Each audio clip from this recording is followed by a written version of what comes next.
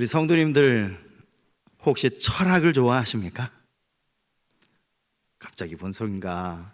철학이라는 단어만 들어도 머리가 지끈지끈 아파오시는 분들이 아마 계실지도 모르겠습니다. 철학을 많이들 어렵게 생각하시죠. 사실 철학은 아주 쉽게 정의할 수 있습니다. 철학을 영어로 필라소피라고 부르는데요, 이 단어는 그리스어인데 사랑하다라는 뜻을 가진 필로, 그리고 지혜를 뜻하는 소피아, 이것이 합쳐진 단어입니다.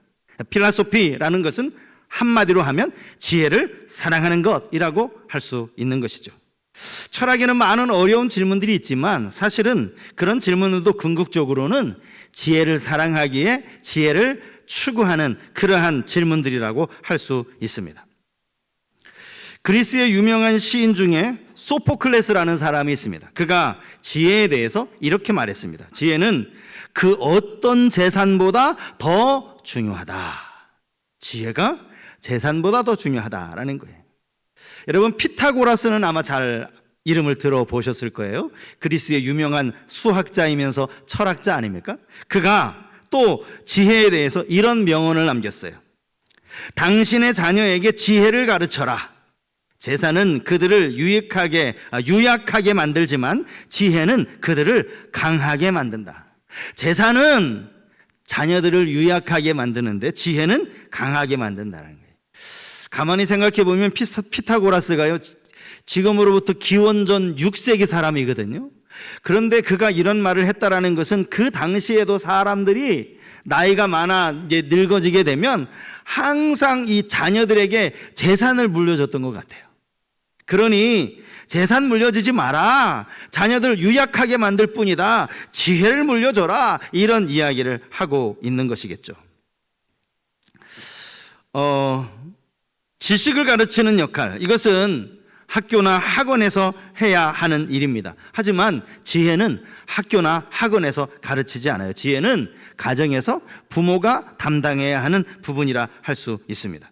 여러분, 지혜의 왕 솔로몬도 잠언서를 통해서 지혜가 얼마나 중요한지를 우리에게 이렇게 교훈하고 있는데요, 잠언 16장 16절 말씀, 우리 말씀은 같이 한번 읽었으면 좋겠어요. 같이 읽습니다. 지혜를 얻는 것이 금을 얻는 것보다 얼마나 나은고, 명철을 얻는 것이 은을 얻는 것보다 더욱 나으니라. 지혜가 얼마나 귀하고 중요한지를 그렇게 교훈하는 말씀이죠. 오늘 본문에서 야고보서도 이 지혜의 소중함을 우리에게 강조하고 있습니다. 그는 이미 앞에서 이 지혜에 대해서 한번 언급을 한 적이 있어요. 야고보서 1장 5절 말씀에 그는 이렇게 말했죠. 너희 중에 누구든지 지혜가 부족하거든 모든 사람에게 후히 주시고 꾸짖지 아니하시는 하나님께 구하라. 그리하면 주시리라. 너희가 지혜를 구하는 건 마음껏 구해도 돼. 하나님 절대 안 꾸짖으시니까 마음껏 구해. 너희가 지혜 구하잖아? 그러면 너희가 구하는 것 이상으로 후히 넘치도록 주실 거야. 이런 교훈을 이미 앞에서 말한 바가 있어요. 그런데 오늘 본문을 가만히 보시면 모든 지혜가 이렇게 귀하고 우리 모두가 구해야 할 것은 아니라는 사실을 본문이 우리에게 가르치고 있습니다. 쉽게 말하면 위로부터 오는 지혜가 있는가 하면 땅에서부터 오는, 땅에 속한 지혜가 있다라는 거예요. 땅에 속한 지혜를 오늘 야고보는 먼저 이야기하고 있는데, 이 지혜는 정말 무익한 지혜이고 아무 쓸모없는 지혜다라고 이야기하고 있는데, 자, 14절 말씀을 한번 보시겠습니다. 그러나 너희 마음속에 독한 시기와 다툼이 있으면 자랑하지 말라. 진리를 거슬러 거짓말하지 말라. 여기 너희 마음속에 라는 이 너희가 누군가 하면 스스로 지혜 있다라고 말하는 사람들이에요. 나는 지혜와 나는 얼마나 지혜가 많은데 라고 말하는 사람들이 그 지혜 자랑하지 마라. 이 땅에 속한 지혜이기 때문이라는 거죠. 그 지혜가 어떤 지혜인가? 자, 15절 말씀에 아주 구체적으로 설명하고 있는데, 제가 15절 말씀은 쉬운 성경 본문으로, 쉬운 성경이 훨씬 더 이해하기가 쉬워서, 자, 자막을 한번 보시고 제가 15절 쉬운 성경 본문으로 읽어드리겠습니다. 그런 지혜는 분명히 하나님께로부터 온 것이 아닙니다. 그것은 세상의 지혜이며 영적인 것도 아니고 마귀에게서 온 것입니다. 지혜는 다 좋은 건 줄 알았는데 하나님께서 오지 않은 지혜가 있고 심지어 그 지혜는 마귀에게서 온 지혜다라고 이야기하고 있다라는 거예요. 이게 땅에서 온 지혜를 의미하는 것이죠. 여러분, 야고보 사도가 이게 지금 편지를 쓴 거란 말이죠. 편지입니다. 당시 초대교회 성도들에게 이 편지를 쓰고 있어요. 이 당시에 요즘처럼 뭐 종이라든지 펜이 그렇게 흔하던 시대가 아니에요. 어렵게 아주 작은 그 파피루스에 이제 편지를 보냈단 말이죠. 정말 쓰고 싶은 말, 하지 않으면 안 되는 말을 썼을 거예요.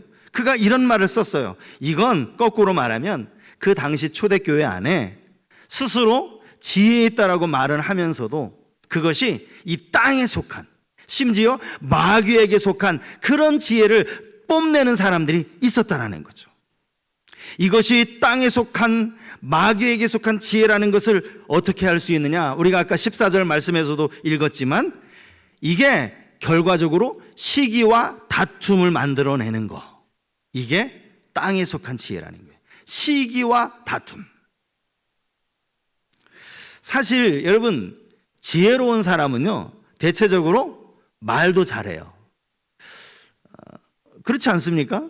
어떻게 저 사람이 지혜롭다라고 우리가 압니까? 말하는 거 보면 아주 청산유수처럼 말해요. 어떻게 머릿속에 아는 지식도 많고 어떻게 삶의 지혜도 많은지 말을 기가 막히게 잘해요. 야, 저 사람 참 지혜가 대단하다, 우리가 이렇게 이야기하는데요.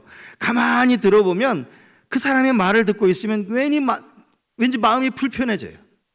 누군가에 대해서 막 이야기를 하는데 가만히 들어보면 부정적인 이야기를 하는 거예요. 그래서 그 사람에 대한 시기하는 마음이 생기고 질투하는 마음이 생기고 마음에 막 분노가 일어나요. 이게 땅에 속한 지혜라는 거예요. 땅에 속한 지혜. 그러니까 말만 잘한다고 무조건 그게 지혜라고 볼 게 아니라는 거예요. 여러분, 세상에 말 잘하는 사람 많아요. 참 저는 이제 목사이면서도 말을 제대로 잘 못해가지고 그게 참 좀 아쉬운데요.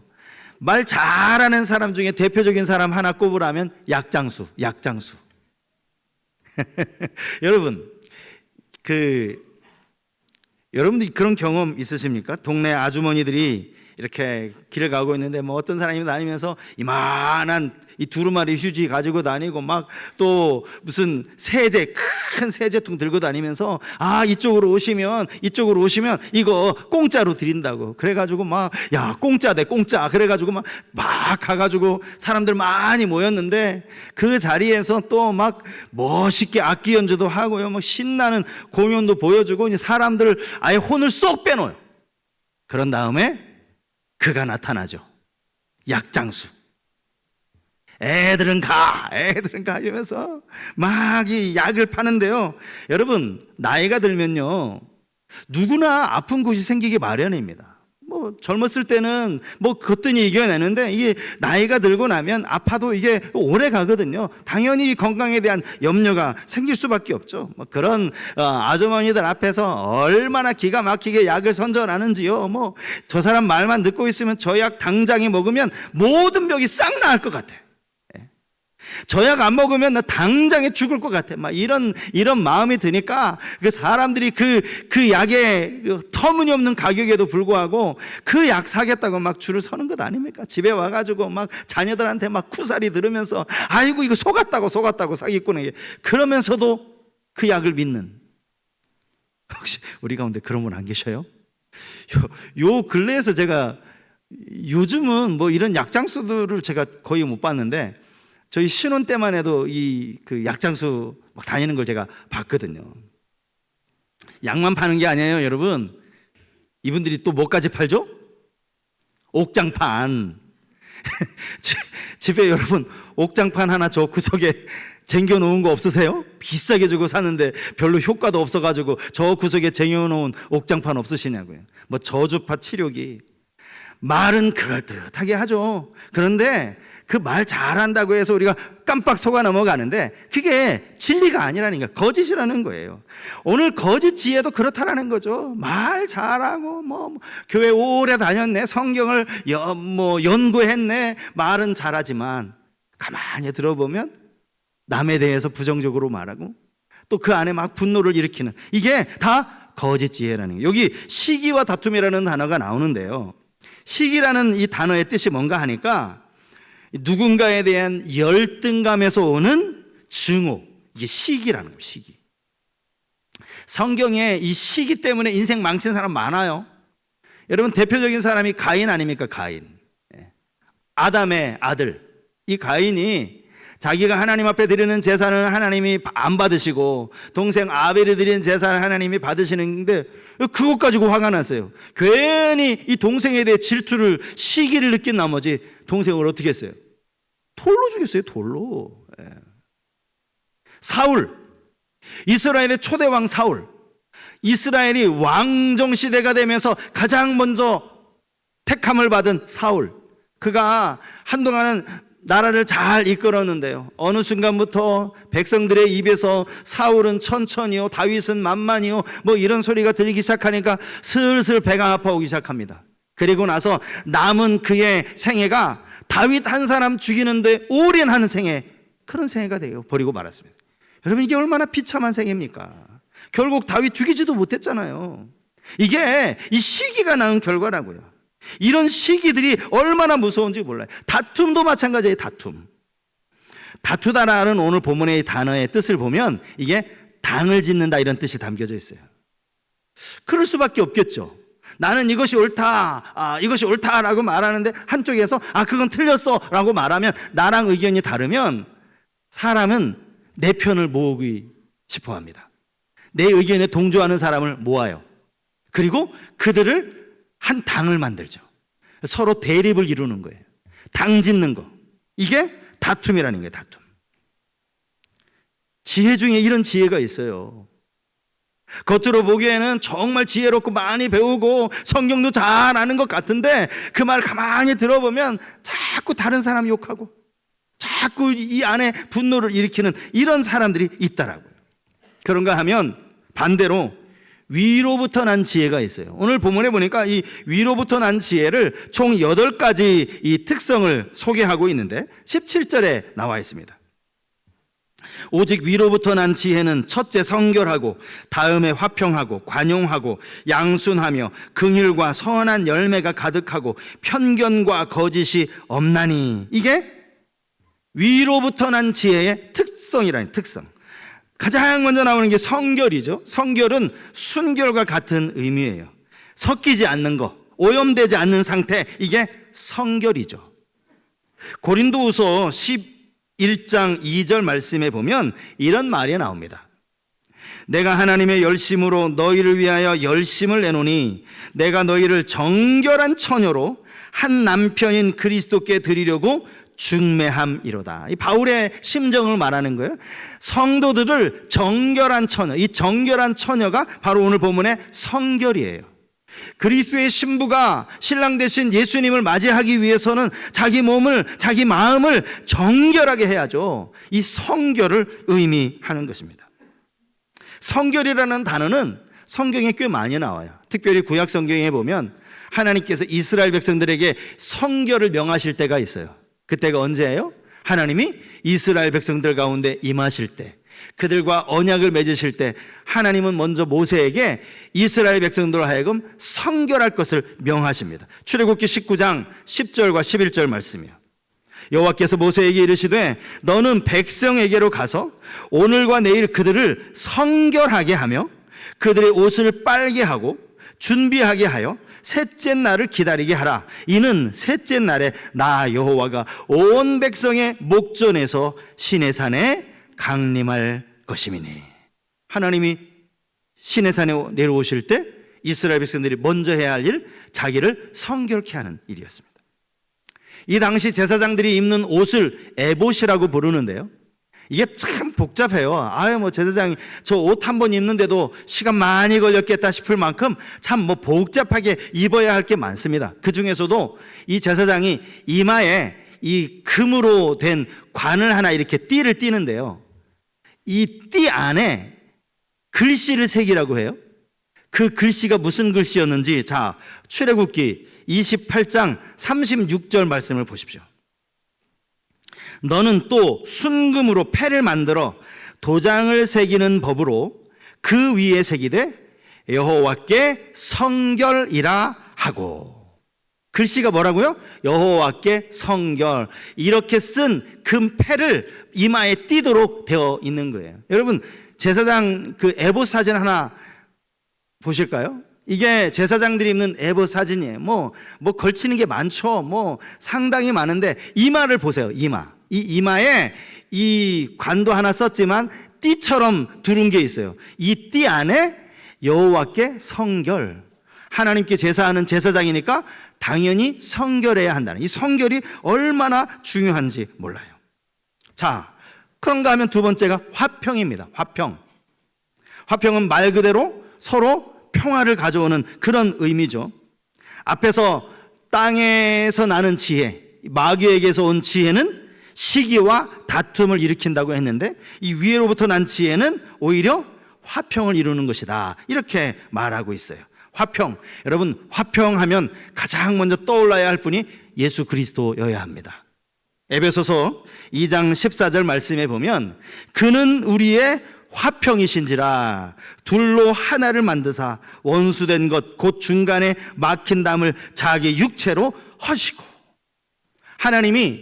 예수님이 하나님과 우리 사이에 막힌 이 죄의 담을 허시려고 자기 스스로 십자가를 지신 거예요. 화평케 하셨다는, 이 화평 말이죠. 주님이 팔복을 설교하실 때 화평케 하는 자는 복이 있나니 저희가 하나님의 아들이라 일컬음을 받을 것이다. 예수님이 화평케 하려 오셨기 때문이죠. 세 번째가 관용입니다. 이 관용은 다른 사람의 허물에 대해서 덮어주는, 용납해주는 너그러운 마음, 포용의 마음이 관용이라고 할 수 있을 겁니다. 바울이요, 빌립보 교회 성도들에게 보내는 편지에서 이 관용이라는 단어를 써요. 너희 관용을 모든 사람에게 알게 하라, 이런 표현을 씁니다. 너희가 서로 관용을 베푸는 걸 모든 사람이 볼 수 있도록, 알 수 있도록 해라. 그러면서 그 이유를 그 다음에 설명하는데, 그 이유가 뭐냐? 주께서 가까우시니라. 이제 곧 주님 재림하실 건데, 주님 오셔서 심판주로 오실 건데, 그깟 것 가지고 화내고 또 다툼할 일이 있어? 그냥 관용을 베풀어, 이렇게 바울이 권면을 하더라는 것이죠. 양수는 좀 우리에게 좀 생소할 수 있어요. 이 단어의 뜻을 보니까 순종을 잘하는, 그러니까 의견 차이가 있을 때 그냥 그래, 당신이 원하는 대로 하세요, 이게 양순이에요. 하나님의 뜻에 기꺼이 내 생각을 내려놓는 그런 순종하는 모습이 양순이라고 할 수 있습니다. 긍휼은 우리가 너무나 잘 아는 말씀이죠. 그죠? 상대방을 향하여 그 사람을 불쌍히 여기는 마음, 단순히 마음으로만 불쌍히 여기는 것이 아니라 여기에 선한 열매가 더해져요. 그를 실제로 돕는 거예요. 그의 필요를 채워주고, 그에게 다가가서 따뜻하게 말로 위로하고, 그를 방문하고, 그를 위해 진심으로 기도하고, 이게 긍휼과 또 선한 열매라고 말할 수 있습니다. 그리고는 편견이 없는 것이라는 말이 나와요. 편견이 없다, 차별이 없는 것이죠. 치우치지 않는 거예요. 이 사람은 이래서 이 사람하고 친하게 지내고, 저 사람은 저래서 멀리하고, 이게 아니라는 거예요.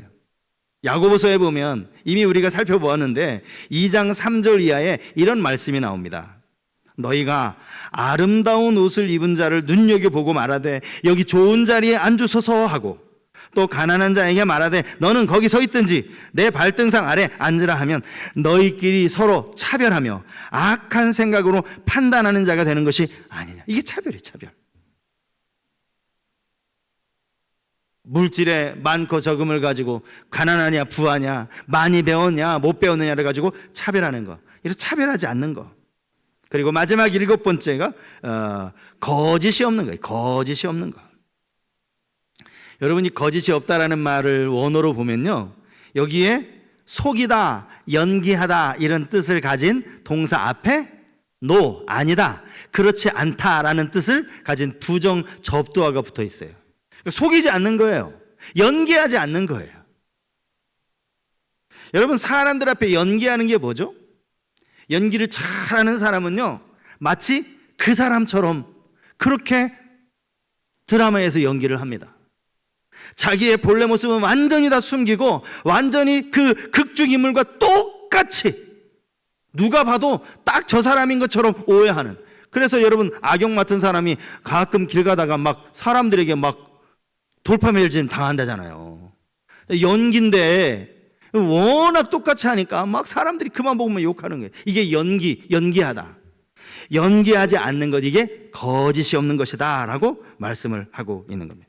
지금 쭉 위에서 말씀드린 이 위에서 난 지혜, 하늘에서 온 지혜가 공통적인 특징이 있어요. 그건 하나같이 다 성품을 이야기하고 있다라는 거예요. 사실 제가 어제 이거 성품 하나하나 이 뜻을 막 그 주석을 찾고 원어를 보고 하느라고 시간이 훌쩍 갔어요. 그래서 가만히 생각해 보니까 이걸 하나하나, 여러분, 이 위에서 난 지혜에 대한 성품 7가지 외우실 필요 없어요. 이걸 굳이 외울 필요가 없고 이걸 이렇게까지 설명할 필요가 없는데 이게 내가 괜히 시간 낭비하는 것 아닌가, 이런 생각이 한편으로 들면서 이런 생각이 들었어요. 야고보가 말하는 지혜의 기준은 딱 하나밖에 없구나. 하나. 그 하나는 공동체를 허무느냐, 공동체를 세우느냐. 공동체를 어떻게 허물죠? 시기, 다툼, 서로 싸우고 당짓고 이러면 공동체가 허물어지는 거예요. 당시 초대교회 공동체가 허물어질 수밖에 없는 거예요. 하지만 위로부터 난 지혜, 관용하고 긍휼을 베풀고 화평을 누리고 그러면 이 공동체가 세워지는 거죠. 하나님이 속한 공동체, 하나님의 가족 공동체가 되는 거예요. 제 아내하고 이제 가끔 이제 설교에 대해서 이야기를 할 때가 있어요. 뭐 저한테 별로 좋은 소리 안 합니다. 그래서 뭐 이런 거죠.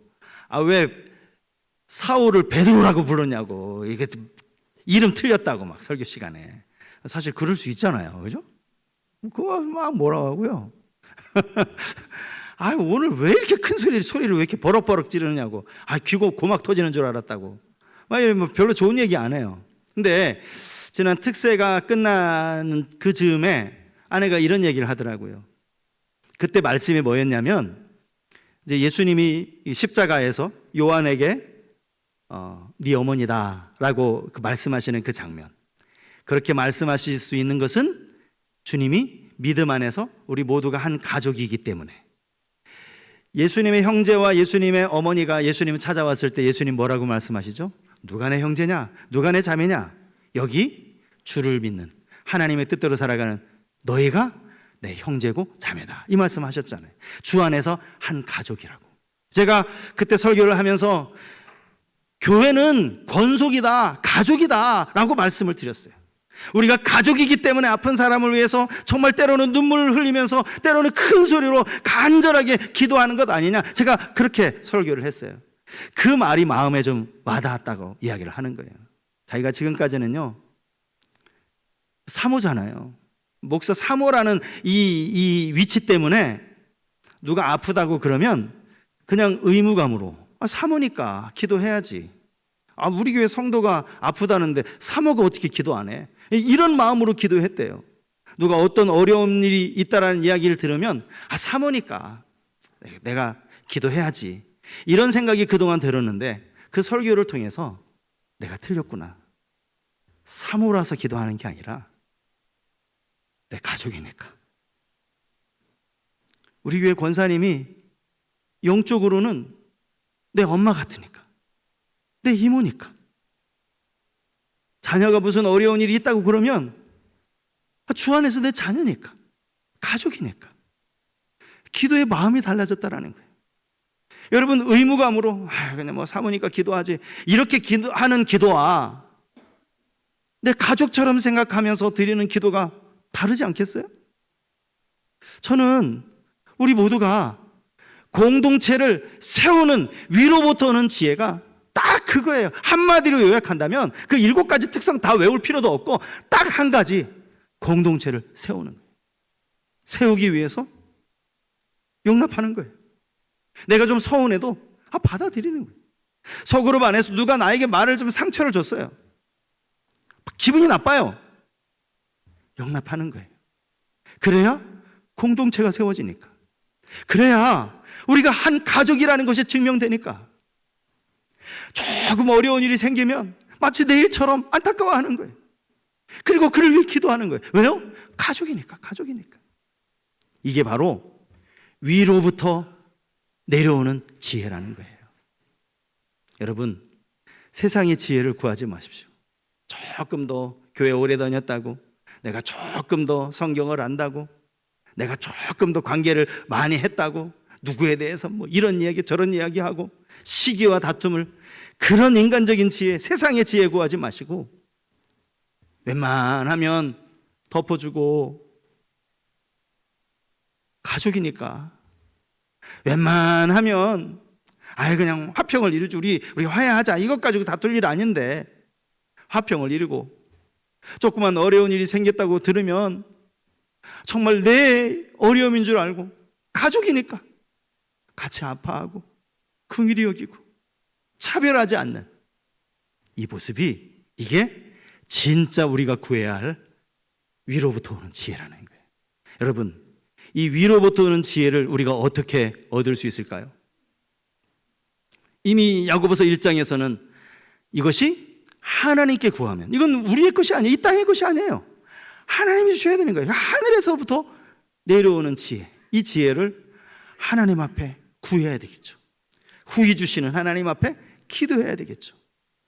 그리고 더 나아가서 여러분, 이 위로부터 나는 지혜의 특성들을 가만히 면면히 살펴보면 우리가 어디선가 많이 보았던 내용들이 이렇게 중첩되는 걸 볼 수가 있어요. 이게 뭡니까? 성령의 열매, 성령의 9가지 열매 가운데 얼마나 많이 중복이 됩니까? 그러므로 위에서부터 임하는 지혜는요, 우리 안에 계신 성령이 충만하도록 성령의 인도하심 가운데 우리가 살아가기를 힘쓰면 자연스럽게 이러한 하늘에서부터 오는 지혜, 위로부터 오는 지혜도 우리 안에 임하게 될 줄 믿습니다. 오늘 하나님 앞에 예배하는 우리 사랑하는 성도님들, 지혜를 구하십시오. 땅의 지혜 구하지 마시고 위로부터 오는 그 지혜를 구하셔서 여러분 한 사람 한 사람으로 말미암아 공동체가 건강하게 세워지는 그런 은혜가 있기를 주님의 이름으로 축복합니다. 오늘